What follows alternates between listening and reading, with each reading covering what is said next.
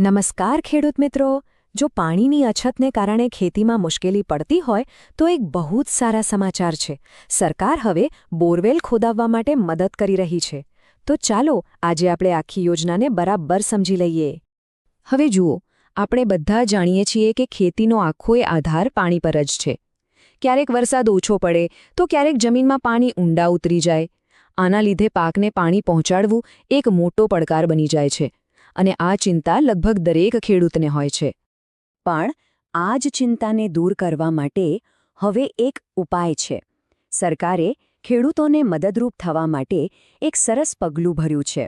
ખેતરમાં બોરવેલ બનાવવા માટે હવે સરકાર તરફથી સબસિડી એટલે કે આર્થિક સહાય મળી રહી છે।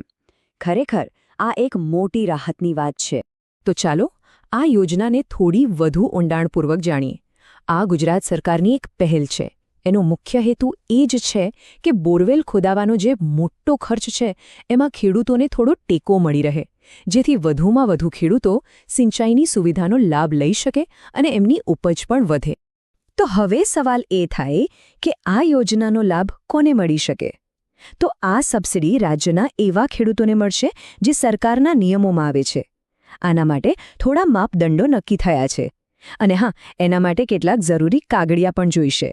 ચાલો જોઈએ કે કયા દસ્તાવેજો તૈયાર રાખવા પડશે। જુઓ, કોઈ પણ સરકારી યોજના હોય એમાં ડોક્યુમેન્ટ્સ તો પાક્કા જોઈએ। જો આપણા કાગળિયા એકદમ તૈયાર હોય ને તો અરજી કરવાનું કામ બહુ જ સહેલું અને ઝડપી બની જાય છે। તો ચાલો ફટાફટ જોઈ લઈએ કે મુખ્યત્વે કયા કયા કાગળો હાથ વગા રાખવાના છે। તો મુખ્યત્વે આ 3 ડોક્યુમેન્ટ્સ છે। સૌથી પહેલું, ઓળખના પુરાવા માટે આપણું આધાર કાર્ડ। બીજું, જમીનની માલિકી સાબિત કરવા માટે જમીનનો 7/12નો ઉતારો।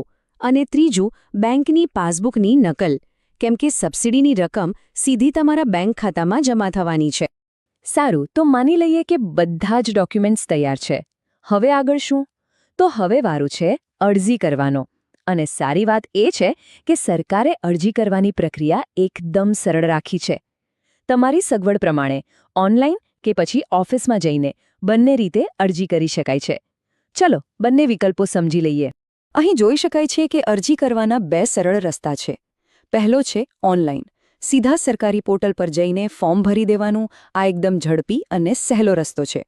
અને બીજો વિકલ્પ એવા ખેડૂતો માટે છે જેમને રૂબરૂ જઈને કામ કરાવવું વધુ ફાવે છે। એ લોકો નજીકની ખેતીવાડી કચેરીએ જઈ શકે છે, જ્યાં અધિકારીઓ ફોર્મ ભરવાથી માંડીને બધી જ મદદ કરશે। હા, પણ એક વાત ખાસ ધ્યાનમાં રાખવા જેવી છે। દરેક સરકારી યોજનાની જેમ આ યોજનામાં પણ અરજી કરવાની એક છેલ્લી તારીખ હોય છે। એટલે મોડું કર્યા વગર સમયસર ફોર્મ ભરીને જમા કરાવી દેવું ખૂબ જરૂરી છે। તો હવે આપણે આ યોજના વિશે બધું જ જાણી લીધું છે, પણ એક બહુ જ મહત્વનું કામ હજી બાકી છે। આટલી કામની માહિતી ફક્ત આપણા પૂરતી જ સીમિત ન રાખીએ। આપણા ખેડૂત સમાજમાં એકબીજાને મદદ કરવાની જે ભાવના છે એને આગળ વધારીએ। જો આ માહિતી ઉપયોગી લાગી હોય તો આને બીજા ખેડૂત મિત્રો, સગા સંબંધીઓ સુધી જરૂર પહોંચાડજો। શું ખબર કોને આની સૌથી વધુ જરૂર હોય? અને ભવિષ્યમાં પણ આવી જ અગત્યની યોજનાઓ વિશે જાણકારી મેળવવા માટે અમારી સાથે જોડાયેલા રહેજો। અને જતાં જતાં એક વિચારવા જેવો સવાલ, શું લાગે છે કે બોરવેલ સબસિડી જેવી યોજનાઓ ખરેખર આપણા ગુજરાતની ખેતીમાં લાંબા ગાળે કોઈ મોટો અને સારો બદલાવ લાવી શકે છે? આના પર જરૂરથી વિચાર કરજો।